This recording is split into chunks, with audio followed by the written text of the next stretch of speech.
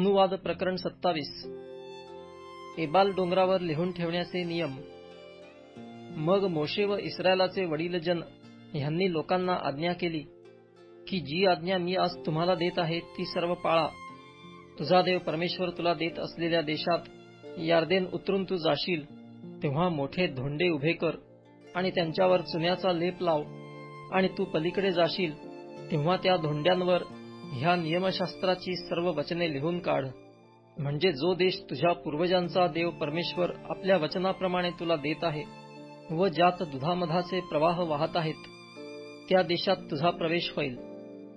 जे धोंडे उभे करण्याची मी तुम्हाला आज्ञा करीत आहे ते तुम्ही यार्देन उतरून गेल्यावर एबाल डोंगरावर उभे करावे व त्यावर चुन्याचा लेप लावावा.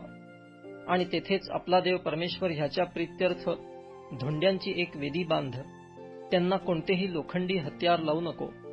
तू आपला देव परमेश्वर ह्याच्या प्रीत्यर्थ न घडविलेल्या धोंड्यांची एक वेदी बांधून तिच्यावर तुझा देव परमेश्वर ह्याला होमबलींची अर्पणे कर. तेथे शांत्यर्पणांचे यज्ञ करून भोजन कर आणि आपला देव परमेश्वर ह्याच्या समोर आनंद कर. त्या धोंड्यांवर ह्या नियमशास्त्राची सर्व वचने चांगली स्पष्ट लिहून काढ. मग मोशे आणि लेवीय याजक ह्यांनी सर्व इस्रायल लोकांना म्हटले, हे इस्रायला, शांतपणे ऐकून घे.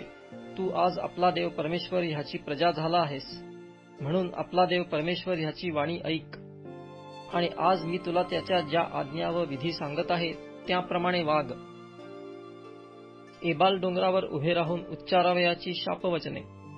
मग त्याच दिवशी मोशेने लोकांना आज्ञा केली की तुम्ही यार्देन उतरून जाल तेव्हा शिमोन, लेवी, यहुदा, इस्साखार, योसेफ व बन्यामीन ह्यांनी लोकांना आशीर्वाद देण्यासाठी गरिज्जीम डोंगरावर उभे राहावे. आणि रौबेन, गाद, आशेर, जबुलून, दान आणि नफ्ताली ह्यांनी शापवचने ऐकविण्याकरिता एबाल डोंगरावर उभे राहावे.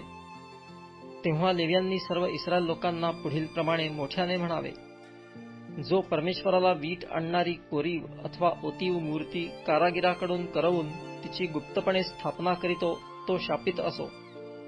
तेव्हा सर्व लोकांनी आमेन म्हणावे. जो आपल्या बापाला किंवा आईला तुच्छ मानितो तो शापित असो. तेव्हा सर्व लोकांनी आमेन म्हणावे.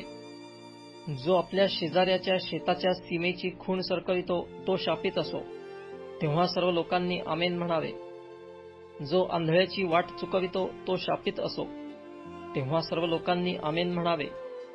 जो उपरी अनाथ व विधवा ह्यांचा विपरीत न्याय करीतो तो शापित असो. तेव्हा सर्व लोकांनी आमेन म्हणावे. जो आपल्या सावत्र आईशी गमन करीतो तो आपल्या बापाची बेअब्रू करीतो म्हणून तो शापित असो. तेव्हा सर्व लोकांनी आमेन म्हणावे. जो कोणत्याही पशुशी गमन करीतो तो शापित असो.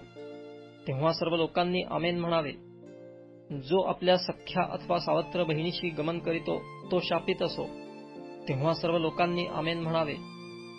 जो आपल्या सासूशी गमन करीतो तो शापित असो. तेव्हा सर्व लोकांनी आमेन म्हणावे. जो आपल्या शेजाऱ्याला गुप्तपणे ठार मारितो तो शापित असो. तेव्हा सर्व लोकांनी आमेन म्हणावे. निर्दोष माणसाला ठार मारण्यासाठी जो लाच घेतो तो शापित असो. तेव्हा सर्व लोकांनी आमेन म्हणावे. जो ह्या नियमशास्त्राची वचने मान्य करून ती आचरणात आणीत नाही तो शापित असो. तेव्हा सर्व लोकांनी आमेन म्हणावे.